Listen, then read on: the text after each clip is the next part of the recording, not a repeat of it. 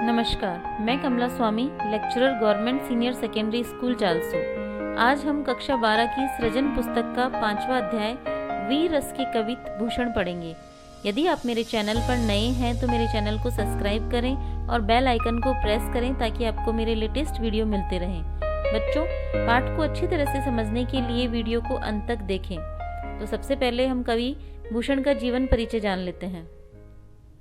रीति काल की श्रृंगार प्रधान काव्य सरिता में वीर रस की प्रबल धारा बहाने वाले कवि भूषण का जन्म सन 1613 ईस्वी में उत्तर प्रदेश के कानपुर के तिकवापुर गांव में हुआ था। इनके पिता का नाम रत्नाकर त्रिपाठी था। इनका मूल नाम घनश्याम था। भूषण की उपाधि इन्हें चित्रकूट के राजा रुद्र ने प्रदान की थी। इनके काव्य के नायक महाराज शिवाजी और छत्रसाल थे।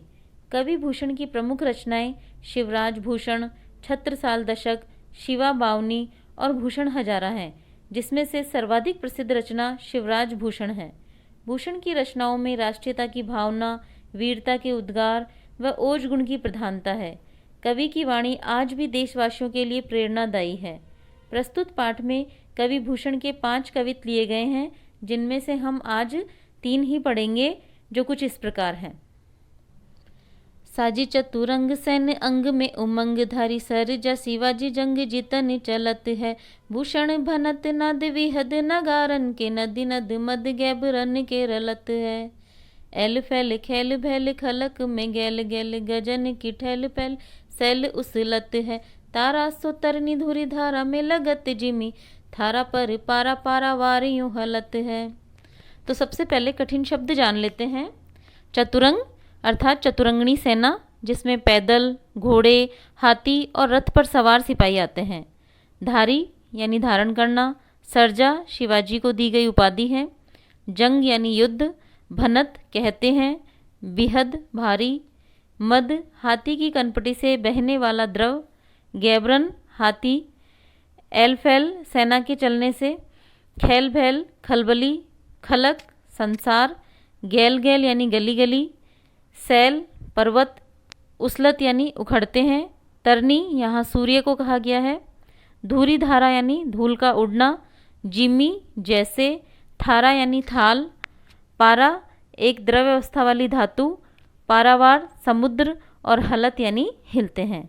तो बढ़ते हैं अर्थ की ओर।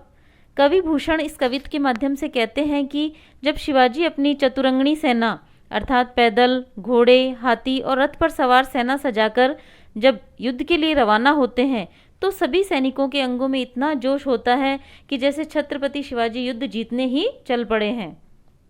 कवि भूषण आगे कहते हैं कि शिवाजी के सेना के प्रस्थान करने पर जोर जोर से नगाड़ों का भारी नाद गूंजने लगता है। हाथी की कनपटियों से बहने वाला द्रव्य नदी की तरह बहने लगता है।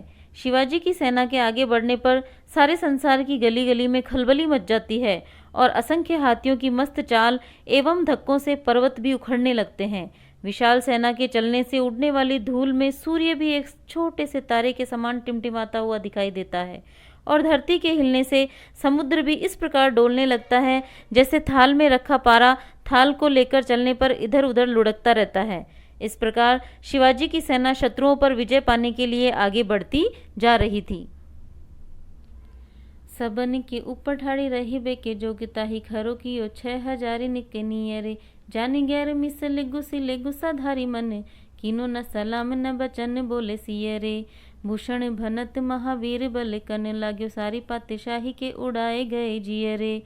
तमकते लाल मुख सिवा को निरख भय शाह मुख नौरंग सिपाह मुख पियरे। देखते हैं कठिन शब्द। ठाडो खड़ो। जोग योग्य। खरो खड़े। 6000 एक प्रकार का पद जो कि उस समय बादशाह द्वारा दिया जाता था। नियरे पास। गैर मिसल अपमानजनक। सियरे नम्र या ठंडे। बलकन उत्तेजित। पातशाही बादशाहत। जियरे होश। तमक क्रोध या आक्रोश। नौरंग औरंगजेब। शाह काले रंग। पियरे पीले रंग।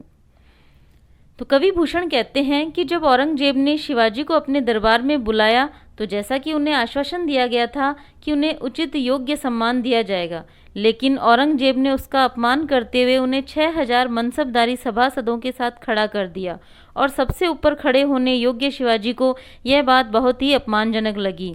उनके मन में क्रोध आ गया और जब सभी औरंगजेब को सलाम कर रहे थे तब शिवाजी ने न तो औरंगजेब को सलाम किया और न ही नम्र शब्दों में उसका अभिवादन किया।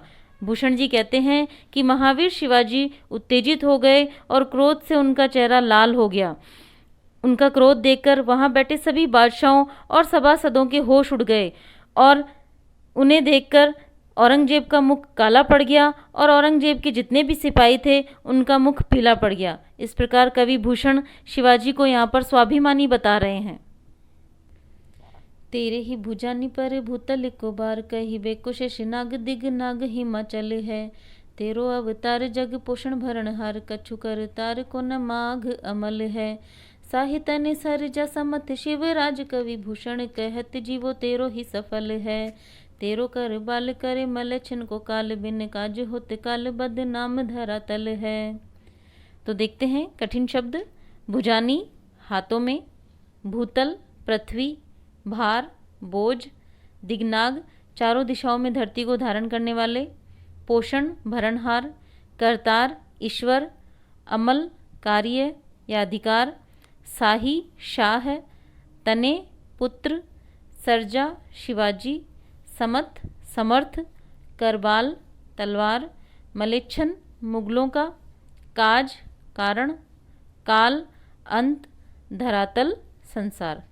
प्रस्तुत कवित्व में कवि भूषण जी कहते हैं कि हे छत्रपति शिवाजी, इस संपूर्ण पृथ्वी का भार आपकी ही भुजाओं पर है। कहने को तो शेषनाग इस पृथ्वी का भार वहन करते हैं और दिग्नाग और हिमाचल आदि पर्वत कहने को ही भूधर हैं। वास्तव में इस संसार का भार आप ही उठाए हुए हैं। हे शिवाजी, आपका अवतार इस संसार के लोगों का पालन पोषण करने और उनका दुख दूर करने के लिए ही हुआ है। इस कार्य में ईश्वर की कोई भूमिका नहीं है। हे शिवाजी, आपके सामर्थ्य से ही हिंदुओं का सिर गर्व से ऊंचा है। सच कहें तो आज के राजाओं में आपका ही जीना सार्थक है। कवि आगे कहते हैं कि हे शिवाजी, तुम्हारी तलवार ही इन अत्याचारी मुगलों का अंत करने वाली है। बेचारा काल तो व्यर्थ ही संसार में प्राण लेने के लिए बदनाम है। वास्तव में तो आप ही यमराज का कर्तव्य निभा रहे हैं। इनमें कवि भूषण ने महाराज शिवाजी को कर्तव्यनिष्ठ और सर्वोपरि शासक सिद्ध किया है। तो बच्चों, आज हमने कवि भूषण के 3 कवित पढ़े। शेष कवित हम अगले भाग में पढ़ेंगे।